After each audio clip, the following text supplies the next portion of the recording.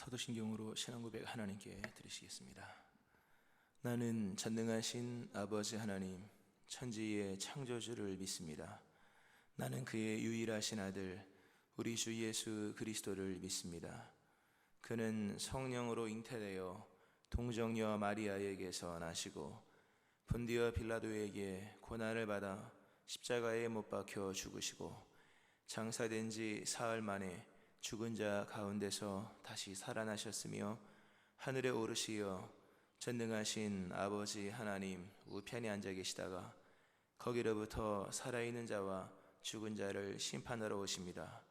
나는 성령을 믿으며 거룩한 공교회와 성도의 교제와 죄를 용서받는 것과 몸의 부활과 영생을 믿습니다. 아멘. 찬송가 435장 찬송 하나님께 드리시겠습니다. 435장입니다.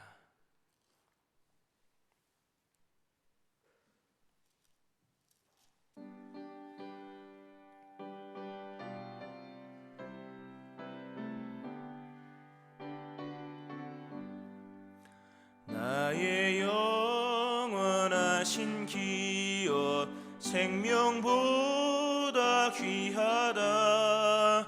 나의 갈 길 다가도록 나와 동행하소서. 주께로 가까이 주께로 가오니 나의 갈 길 다가도록 나와 동행하소서. 세상 부귀 안일함과 모든 명예 버리고 험한 길을 가는 동안 나와 동행하소서.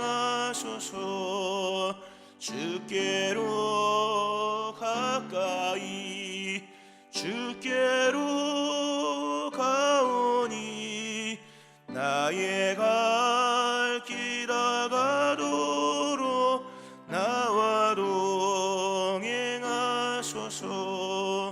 어두운 골짝 지나가며 험한 바다 건너서 천국 문에 이르도록 나와 동행하소서. 주께로 가까이 주께로 가오니 나의 갈 길 다가도록 나와 동행하소서. 아멘. 기도하시겠습니다. 하나님의 사랑을 감사드립니다. 우리가 연약하고 죄인되고 원수되었을 때에 약속하시고 또 아들을 보내시며 구원을 이루심으로 우리가 하나님의 자녀가 되게 하시는 은총을 베풀어 주셨습니다. 우리가 깨닫지 못할 때 하나님께서 행하신 그 은총으로 인하여 우리가 믿는 자가 되었습니다. 이제 하나님 바라기는 오늘 우리의 삶 속에서 이제는 성령의 역사하심 속에 우리에게 베푸시는 하나님의 은총을 알게 하시고 또 깨닫게 하시며 그 은총에 응답하며 믿는 자로 더욱더 힘써 살아갈 수 있는 저희들 되게 하시기를 원합니다. 주의 성령으로 알게 하시고 충만하게 하시며 영이신 하나님 생각하며 영적인 삶을 살아가는 저희들 되게 하여 주옵소서. 오늘도 가야 할 길이 있는 사람처럼 말씀에 순종하는 순종의 삶을 살게 하여 주시고 천국물이 이르는 그날이 올 때까지 날마다 천국을 향해 살아가는 주의 백성 될 수 있게 하여 주옵소서. 오늘도 마음의 소원 또 인생의 간구를 주님께 아뢰입니다. 오직 주님만이 우리의 인생의 해답이시며 응답이십니다. 기도하는 모든 자에게 오늘 응답하여 주옵소서. 코로나가 소멸되어 아름다운 일상이 회복되게 하여 주시고 무엇보다 하나님을 깨닫고 하나님을 찾는 신앙이 다 온전히 회복될 수 있게 하여 주옵소서. 오늘도 귀한 예물 드린 심령들 기억하시며 이들의 삶에 좋은 것들 필요한 것들 하나님 넘치도록 채우시되 근본의 믿음 위에 믿음을 더하시고 주의 선하심이 나타날 수 있게 하여 주옵소서. 오늘도 말씀 속에 역사하시오며 감사드립니다. 예수님의 이름으로 기도합니다. 아멘. 사도행전 2장 36절부터 41절 말씀 보시겠습니다.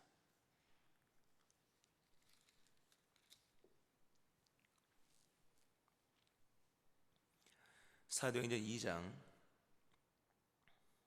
36절부터 42절 말씀 교도하시고 마지막 절 같이 합독하시겠습니다.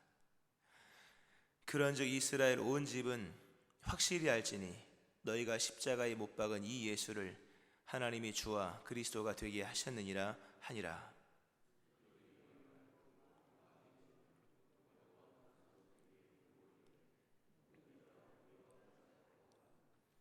베드로가 이르되 너희가 회개하여 각각 예수 그리스도의 이름으로 세례를 받고 죄 사함을 받으라. 그리하면 성령의 선물을 받으리니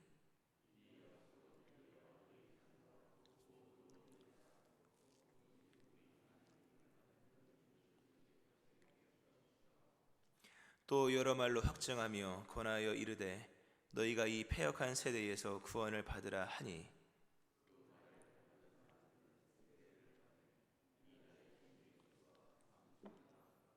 아멘. 거기까지 읽겠습니다. 하나님의 크신 은혜가 오늘 새벽에 나와서 예배하시는 여러분들이 함께 하시기를 주의 이름으로 축원합니다. 아멘. 베드로의 설교가 일단락되어지는 부분입니다. 그 설교는 3,000명이나 되는 사람들을 회심을 시킵니다. 예수님이 그 천국의 비유로 말씀하신 그 씨 뿌리는 자의 비유, 더러는 돌밭에, 더러는 길가에, 더러는 가시밭에 떨어지지만 그러나 옥토에 떨어진 씨앗은 모든 손실을 만회하고 남을 만큼 적게는 30배, 많게는 100배의 결실을 맺습니다. 베드로가 씨앗을 뿌렸을 때 오늘 놀라운 역사가 일어나죠. 3천이나 더했다.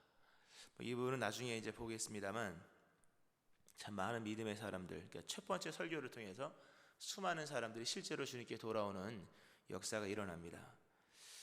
참 놀라운 일입니다. 병자가 나온 것도 아니고 또 뭐 이렇게 세가 확장된 것도 아니고 정말 순수하게 그리스도 예수의 복음을 성령에 의해서 전했을 때에 역사가 일어납니다. 이로써 우리가 미루어 보고 얻어야 될 해답은 결국 교회의 회복과 또 교회의 부흥과 또 교회의 미래는 결국 말씀과 기도에 있다는 것을 우리가 늘 기억을 해야 됩니다. 기도와 성령의 충만을 받고 또 말하기 하심을 따라 말하는 이 설교와 전도를 통해서 교회는 부흥되고 그리고 100배, 30배, 60배 이루어지는 하나님의 나라가 펼쳐지게 된다는 사실을 우리가 일단은 이 부분에서 보아야 될 것이고요. 자, 이제 복음이 선포되어서 구원받은 최초의 사람들 이제 나오는 거지 않습니까? 이 복음의 능력에 대해서 좀 먼저 보고 또 이어지는 말씀을 이렇게 하나씩 보겠습니다. 오늘 본문을 사실 이제 원래 표시된 대로 끊으면 37절에서 끊어야 되는 거죠. 베드로의 설교를 듣고 사람들이 어떤 반응을 일으켰는가. 근데 그 중요하죠. 근데 그보다 더 우선하여서 베드로가 지금 누구에게 설교를 하고 있는가라고 하는 겁니다. 이거 우리가 지난 시간에도 봤었죠. 유대인들에게 설교를 했다. 그것도 예루살렘에 있는 유대인들. 그러나 좀 더 좁히면 예루살렘에 있는 유대인들인데 지금 베드로가 전하는 대상들은 그리스도 예수를 십자가에 못 박는데 주도했던 사람들, 물론 공회와는 포함되어 있는지는 모르겠습니다만 거기서 못 박아라 못 박아라 외쳤던, 또 길 가면서 조롱했던 사람, 또 그리스도 예수의 그 여러 얘기를 들으면서도 뭐 잘 죽었지 뭐 이렇게 그리스도 예수에 동조했던 참여했던 사람들에게 복음을 전하는 겁니다. 근데 이들이 결국 믿고 3천이나 주님께 돌아옵니다. 이 본문, 그러니까 대상이 누구였느냐가 참 중요한 거예요. 우리가 이 사도행전 1장에서 마가의 다락방에 모여서 이제 성령 받기 위해서 기도를 열심히 하는 중에 베드로가 일어나서 갑자기 그 문제를 정리하는 내용이 나옵니다. 그때 정리한 내용은 가룟 유다에 대한 정리가 나옵니다. 가룟 유다가 자기 길로 가서 결국 이 직분을 버렸으니 이제 충원을 하자, 마띠아를 충원을 하죠. 가룟 유다가 나오죠. 가룟 유다에 대해서 설명하기를 1장 16절에 보니까 예수를 잡는 자들의 길잡이가 된 유다, 이렇게 나옵니다. 예수를 잡는 자들의 길잡이가 되었다. 가룟 유다입니다. 가룟 유다는, 우리가 가룟 유다 결국 여러 의미를 담고 있다는 말씀을 드렸었죠. 믿음 생활 아무리 오래 해도 오늘 안 믿으면 소용없다. 어제도 말씀드렸습니다만 3년의 공생에 같이 살았지만 오늘 불신해버리고만 가룟 유다를 구원할 수는 없습니다. 과거의 믿음은 오늘날을 절대 구원할 수 없습니다. 오늘 나를 구원할 수 있는 것은 오늘의 믿음이다. 그 부분 우리가 지난번에도 이전은 좀 심도 있게 말씀을 드렸고요. 가룟 유다의 얘기가 나옵니다. 근데 오늘 본문에 등장한 그런즉 확실히 알아라, 너희가 십자가에 못 박은 이 예수라는 이 설교를 듣는 대상들이 누군지가 나옵니다. 참 놀라운 얘기죠. 그들은 최초의 설교를 듣는, 그 하나님이 선택하신 최초의 부르신 설교를 듣는 이 청중들은 착한 사람 또는 성실한 사람 또는 깨끗한 사람이 아니라 가룟 유다 같은 사람들을 불렀다는 거죠. 가룟 유다는 예수를 잡는 자들의 길잡이.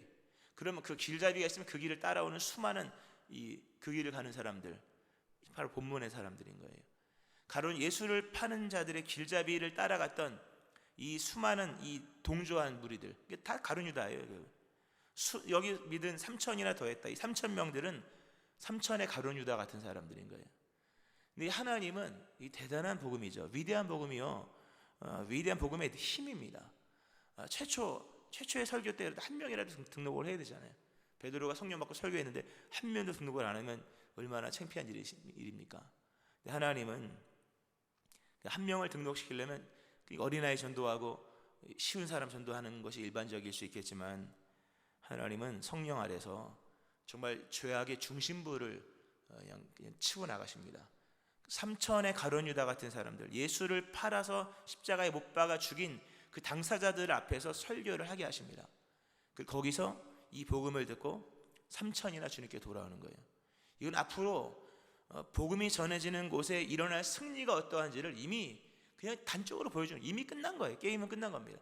예수를 잡아 죽인 사람들마저도 복음을 듣고 회개한 거예요. 그럼 하물며 나머지 사람들, 이렇게 악질적인 사람도 복음을 듣고 구원을 받는데 하물며 나머지 사람들은 이미 끝난 얘기입니다. 복음은, 예수님 예루살렘에서부터 땅끝까지 이르러, 근데 복음은 이미 땅끝에서부터 시작된 겁니다. 제일 믿기 힘든 사람들은 이 사람들이에요. 이미 땅끝에서 복음이 시작된 겁니다. 그리고 이미 땅끝이 복음화되어 3천이나 주님께 돌아오고 이어지는 사역 속에서 5천 명이나 주님께 돌아오는 이런 역사들이 일어나게 되죠.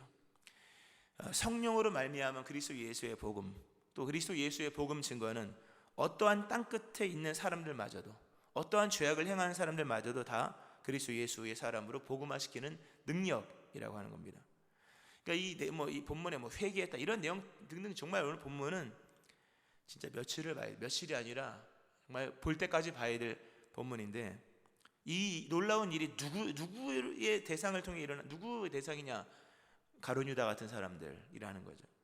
희망이 있는 이 시대, 가룟 유다 같은, 이 시대의 사람들 다 가룟 유다 같은 사람들이에요.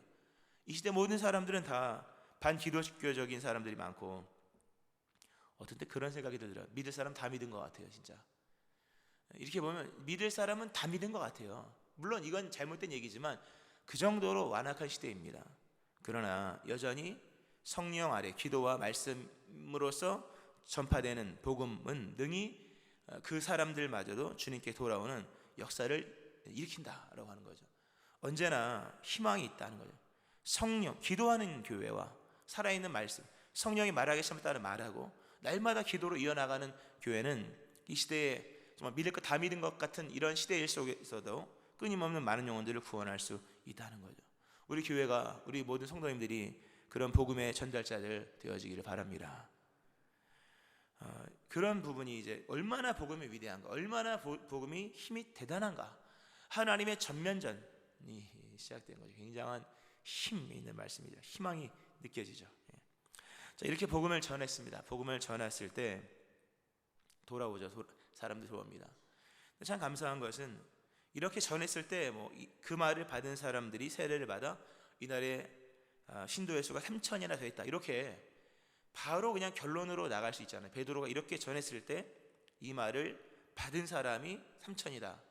이렇게 해도 되는데 심령의 변화, 구원이 무엇인가, 그리고 예수를 믿는 것이 어떠한 것인가에 대한 부분을 정말 잘 설명을 해주고 있는 부분입니다. 오늘 본문 37, 이 대상이 그런 사람들이었고 아까 말씀드린 것처럼, 그리고 결론은 3천 명이 주님께 돌아왔다는 결론이고, 이 말씀과 이 결론, 그 사이에 신비한 그 영혼의 회심들에 대한 내용이, 회심 변화에 대한 내용이, 또 예수를 믿는 게 무엇인가에 대한 내용이 이 설명이 되어 있는 거예요. 사실 우리가 못 보는 세계를 써놓은 거예요. 씨 뿌리는 자가 씨를 뿌리죠. 그런데 그것이 어떻게 자라는지 아무도 모르잖아요. 가루 서말 속에 있는 가루 서말 속에 누룩이 어떻게 변화되는지 그 신비는 모르는 거예요. 한 사람이 어떻게 변화될지에 대한 그 신비는 하나님만 아시는 것인데, 그 신비한 내용이 오늘 본문에 기술이 되어 있습니다. 참 감사한 거죠. 다시 한 파트긴 한데요. 그래도 좀씩 보면서, 하여튼 이 본문은 뭐 갈 때까지 가야 되니까요. 베드로가 설교를 했습니다. 37절에 보니까 그들이 이 말을 듣고 마음에 찔렸다. 베드로와 다른 사도들이 물어 이르되 형제들아 우리가 어찌할꼬 합니다. 이 본문이 한 문장이 계속 하건을 하여 이렇게 전체 문장을 다 끊어서 길게 잡았지만, 여기까지만 봐도 굉장한 말씀이죠. 말씀을 듣습니다. 그리고 마음에 찔립니다. 말씀은 마음을 터치를 합니다. 마음을 찌릅니다. 이 사람들이 말씀을 통해 최초로 받은 이 말씀의 역사는 기쁨이 아닙니다. 절망입니다, 여러분. 절망이에요. 마음에 칼 같은 주의 말씀이 찔려서 어찌할꼬, 이게 뭐 아프다는 표현이거든요. 말씀이 들어가면, 복음이 들어갔을 때 그들이 드디어 이 복음은 우리 안에, 우리가 그 마귀의 종이었잖아요. 거짓의 아비. 그러니까 우리가 얼마나 숨겨놨는지, 우리 스스로도 우리 안에 죄가 어떤지를 모르게 숨겨놓은 거예요. 우리는 정말 거짓의 아비, 마귀의 종이었지 않습니까? 다 그 아들들처럼 살아왔기 때문에 우리 안에 어떠한 죄가 있는지, 그러니까 죄를 숨기는 데 대가가 되었고, 얼마나 죄를 잘 숨겼는지 나 자신도 내 안에 죄가 어떤 죄가 있는지 깨닫지 못하는 거예요. 그럼 끝나는 거예요. 깨닫지 못하는 죄는 결국 뭡니까? 회개가 안 되는 거예요. 회개는 뭡니까? 죄가 깨달아질 때 회개하는 거예요. 회개는 뭡니까? 죄가 느껴질 때 회개가 되는 거예요. 죄가 죄의 실상으로 느껴지면 다 회개하게 되어 있습니다. 사람들이 죄를 회개하지 않는 이유는 죄가 뭔지 몰라서, 스스로 얼마나 속였든지 본인도 본인에게 속아서 모르는 것이고, 또 죄가 얼마나 쓰리쓰고 얼마나 고통스러운지를 못 느끼는 거예요. 하도 덮어놔가지고. 근데 성령께서 역사하시는 주의 말씀, 복음에 들어가면 우리 안에 가려지고 숨겨진 거짓을 폭로하십니다. 내가 얼마나 큰 죄인지를 알게 하시는 거예요. 내가 얼마나 큰 죄인지를, 성령은, 이 복음은 빛입니다. 빛이 들어가면 뭐 여실히 다 드러나는 거예요. 그 빛 앞에서는 감춰질 게 없는, 아무리 숨겨놓은 깊은 곳에 있는 죄라 할지라도, 마치 뭐 엑스레이나 MRI나 뭐 CT가 그 속에 있는 것까지 다 밝히듯이, 복음은 우리 안에 가려진 숨겨진 죄를 다 폭로합니다. 이게 구원의 시작인 거예요. 하나님 우리 안에 역사하시면 내가 못 보던 죄악들이 보여지는, 폭로가 되는 거예요. 이건 하나님 역사하시는 거죠. 당연히 하나님 역사하지 않고서 우리가 우리의 죄를 어찌 알겠습니까? 우리 깊은 곳에 있는 그 죄의 뿌리의 맨 마지막 생장점까지 우리가 어떻게 알겠느냐라고 하는 거예요. 그러나 복음이 들어가면 죄의 실체를 알게 되고 숨겨진 거짓이 폭로가 됩니다. 얼마나 거짓이 넘쳐나는지를 깨닫게 되고, 동시에 죄가 주는 고통의 실체를 알게 합니다. 그러니까 실제로 아픈 거예요. 몸이 아프고 마음이 아프고 정신이 아프고. 그러니까 죄가 성령에 의해서 죄가 고발될 때는요, 정말 죽을 것 같은 거. 이 사람들이 회개가 가능했던 것은 찔렸기 때문이에요. 마음만 찔린 게 아닙니다. 죽을 것 같은 고통이 찾아온 거예요. 실제 그 고통은 지옥에서나 경험할 고통이죠. 여러분, 나중에 지옥이 얼마나 고통스럽겠습니까? 이는 말할 수가 없는 거예요. 거기서 받게 될 그 죄의 형벌이라고 하는 것은 상상할 수도 없는 거예요. 근데 성령께서 역사하시면 그 죄가 주는 고통을 경험하게 하십니다. 이 죄가 얼마나 아픈지, 얼마나 죄가 견딜 수 없는지를 깨닫게 하시는 거예요. 그러니까 저절로 탄식이 나옵니다. 어찌할꼬? 이 어찌할꼬 그냥 우리가 어떻게 해야 되지? 이 얘기가 아닌 거예요, 여러분. 이 얘기는 그럼 베드로 설교 듣고 그래? 그럼 우리가 뭐 어떡하라고? 이거는 회심도 아니고 회개도 아니고 아무것도 아니고 이건 뭐 대든다는 얘기죠. 성령의 역사, 말씀이 마음속에 쳐들어갈 때 죄가 폭로가 되면서 내가 이렇게나 큰 죄인이었구나 라는 것을 입체적으로 느끼는 거예요. 깨닫는 것만이 아니라 다 알죠. 내가 죄인이다. 근데 진짜 죄인인 것을 깨닫게 하시는 성령의 역사는 내가 죄인이지 이게 아닌 거예요. 그냥 견딜 수 없는 열병을 앓는 거예요. 열병을. 큰 고통을 일으킵니다. 결국 어찌할 거라는 탄식이 나올 수밖에 없는 거죠. 그래서 뭡니까? 회개가 되는 거예요. 이 부서지는 고통 속에서 은혜가 그 깊은 곳까지 스며들어가는 것이 실상은요. 그래서 사실 이렇게 봤을 때 우리가 과연 회개를 했는가? 이렇게 이 질문으로 나갈 수 있는 거예요. 사실 우리가 진짜 회개했는가? 회개가 그렇게 입술로만 되어지는 것일까? 최초의 회개가 본문에 등장을 하잖아요. 말씀 앞에서의 일어나는 영적 반응, 그 엄청나게 막 반응이 일어나는 그 반응을 다시 은혜의 복음을 통해서 다시금 생명으로 만들어 가시는 이 본문의 역사. 이렇게 봤을 때 우리가 과연 정말 회심했는가 이런 부분도 물어볼 필요가 있습니다. 하여튼 뭐 그건 각자 알아서 보시면 되겠고 이렇게 죄의 고발과 죄의 실체를 느끼면서 그들 속에서 놀라운 질문이 나오죠. 어찌할꼬? 어찌할꼬라고 하는 질문은 자신의 모든 것을 부정하는 질문입니다. 큰일 났다. 내가 가지고 있는 모든 것은 오늘 이 폭로된 죄 앞에서 아무런 소용이 없구나. 전적인 타락을 인정하고 동시에 전적인 무능을 인정하는 거예요. 나는 이제 끝났다. 하나님 앞에 심판받을 큰 죄를 범했다. 내가 어찌할꼬? 이건 가슴을 치는 탄식이요. 이 땅의 것으로는 답할 수 없는 고통스러운 질문이 나온 거예요. 드디어. 이 중요한 얘기입니다. 이 땅의 것으로는 답할 수 없는 고통스러운 질문이 등장을 해야 돼요. 큰일 났다. 그럼 내가 어떻게 되겠느냐? 이 막막함, 이 답답함, 이 견딜 수 없는 이제 나는 어떻게 해야 되겠습니까? 이 질문, 이 땅의 것으로는 답할 수 없는 질문. 결국 말씀은 우리로 하여금 하늘로 인도합니다.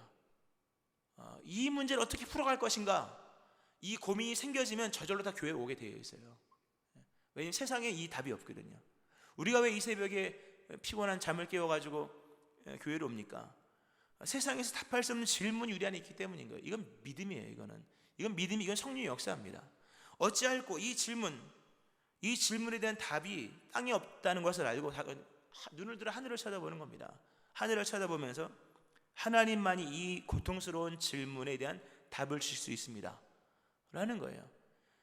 이런 말씀의 역사 속에 이런 질문이 있으면 누가 물어보지 않아도 다 교회로 나오게 되어 있어요. 다 복음을 듣게 되어 있고 성경을 읽게 되어 있고 기도하게 되어 있어요. 왜? 땅에서는 답이 없거든요. 그러나 답이 없다고 해서 이게 문제될 것이 아니고 내 안에는 충분히 문제로 일어나서 폭로가 되어지고 견딜 수 없는 고통이 있는 거거든요. 정말 감당할 수 없을 만큼 이런 심령의 모습 속에 질문을 가지고 뜨거운 견딜 수 없는 마음에 달려오는 거예요. 이렇게 다 여기 달려온 자들에게 복음이 선포되는 거예요. 그게 들을 게 있는 자예요. 들을 게 있는 자는 복되다. 들을 게 있는 자는 들으라. 듣는 자는 살아나리라. 믿음은 들으며 살아난다. 이 듣는 자가 누굽니까? 어찌할꼬라는 질문이 있는 사람들이에요. 오늘 새벽에 나와서 기도하는 여러분들에게, 우리들에게는 이 어찌할꼬라는 질문이 있는 거예요. 은혜인 줄로 믿으시기 바랍니다. 이 세상에서 답을 다 얻었다. 성도 아닙니다. 성도라고 말하기 어려워요. 물론 우리가 먼 미래를 아브라함처럼 아직 약속의 실체를 받지 못했지만 소망 중에 갔다. 그거는 믿음이지만 우리가 품고 있는 수많은 질문들을 땅에서 다 얻는 것처럼 여겨진다면 그건 뭔가 문제가 있는 거예요. 우리에게 유발되어지는 수많은 질문들은 다 하나님을 향해 나가는 거예요. 오늘도 모든 것이 다 해결될 줄 알았지만 여전히 나의 소망은 하늘에 있구나. 나의 소망은 하나님께 있구나. 날마다 하나님께로 우리가 드린 찬송처럼 천국문에 이르도록 한 걸음 한 걸음 나가는 거예요. 이게 성도인 거예요. 이런 내면의 이런 회심의 역사들이 일어나게 되는 겁니다. 이런 내면에 땅의 것으로 답할 수 없는 질문들이 유발되어서 견딜 수가 없는 거예요. 폭로가 되어지고 답답한 마음, 견딜 수 없는 마음, 그리고 전적 무능, 전적 타락, 그리고 오직 하나님께만 모든 것을 맡기면서 나의 살고 죽음은 하나님께만 있습니다. 내가 어떻게 해야 되겠습니까? 하나님이 행하시는 모든 것을 내가 무조건적으로 받아들이겠습니다 라는 이 준비된 마음, 드디어 설교가 달라진 거예요. 여기서부터 어찌할꼬라는 부분까지는 뭡니까? 찌르는 설교잖아요. 다 찌르는 설교예요. 그리고 어찌할꼬가 등장했을 때 베드로의 설교가 바뀌어집니다. 이르되 회개하여 각각 예수 그리스도의 이름으로 세례를 받고 죄사함을 받으라. 그럼 성령을 받을 것이다. 너희가 이 패역한 세대 구원을 받으라. 이게 주어지는 거예요. 오늘 이 시대는 이 찌르는 설교는 잘 안 하죠. 저도 잘 안 하고요, 솔직히. 왜냐하면 하여튼 감당이 될까? 이것도 뭐 인간적인 생각이죠. 이렇게 찔림을 받은 사람들에게 베드로의 하나님의 메시지, 회개하라. 회개하고 예수의 이름으로 세례를 받으라 말씀하시는 것입니다. 말씀을 여기까지만 할게요. 여기까지 하고 이하의 내용은 내일 하겠습니다. 이 말씀의 역사, 결국 이제 회개를 하죠. 회개를 하고, 회개가 뭐 죄사함 받는 것이고, 죄사함 받는 것은 세례를 받는 것이고, 그리고 쭉 이어지는 내용이에요. 뭐 깊이가 있는 내용이라 더하면 시간이 너무 많이 갈 것 같아서 앞에 있는 소중한 내용만 다 잃어버릴 것 같아가지고 여기까지 하고요. 오늘 바라기는 말씀의 역사는 동일합니다. 물론 매번 이렇게 우리를 죄를 고발하고 이러진 않아요. 그러나 성령의 역사는 우리로 하여금 감격을 주고 우리 안에 우리가 깨닫지 못하는 것을 깨닫게 함으로 이렇게 우리 안에 새로운 것을 알게 하시고 느끼게 하시고 그것을 보게 하시면서 날마다 믿음 있는 삶을 살고 천국에 이르는 삶을 살게 하는 거예요. 오늘도 이러한 성령의 역사들이 여러분 안에 말씀의 역사 속에 일어나기를 바라고, 오늘 이렇게 복음이 가룟 유다들을 변화시킨 것처럼 오늘도 복음의 능력을 믿는 믿음 안에 복음을 자랑하는 삶을 사는 여러분 되어지기를 또한 주의 이름으로 축원합니다. 아멘. 기도하시겠습니다.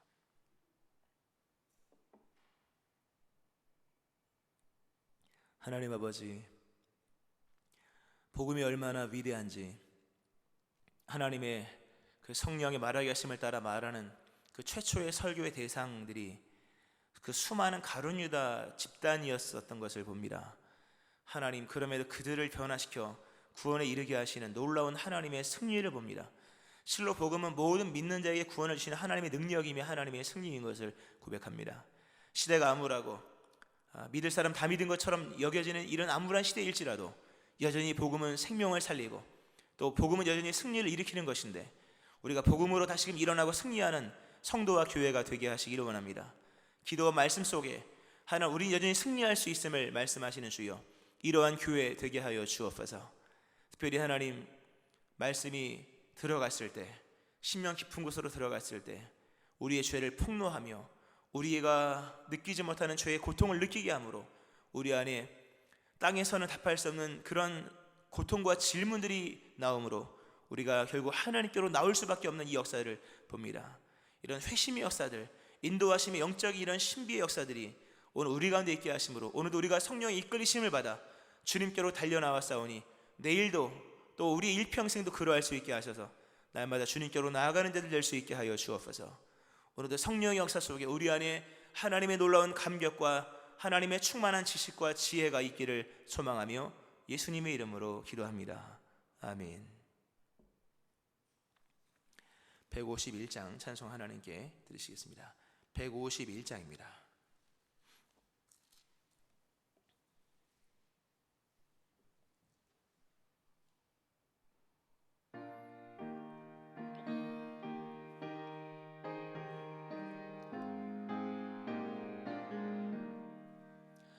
만왕의 왕 내 주께서 외구초 당했나, 이 벌레 같은 날 위에 그 보혈을 였네. 십자가 십자가 내가 처음 볼 때에 나의 맘의 큰 고통 사라져. 오늘 믿고서 내 눈 밝았네. 참 내 기쁨 영원하도다. 주 십자가 못 박힘은 속죄함 아닌가. 그 긍휼함과 그 은혜 말할 수 없도다. 십자가 내가 처음 볼 때에 나의 맘의 큰 고통 사라져. 오늘 믿고서 내 눈 밝았네. 참 내 기쁨 영원하도다. 늘으로도 그 큰 은혜 다 갚을 수 없네.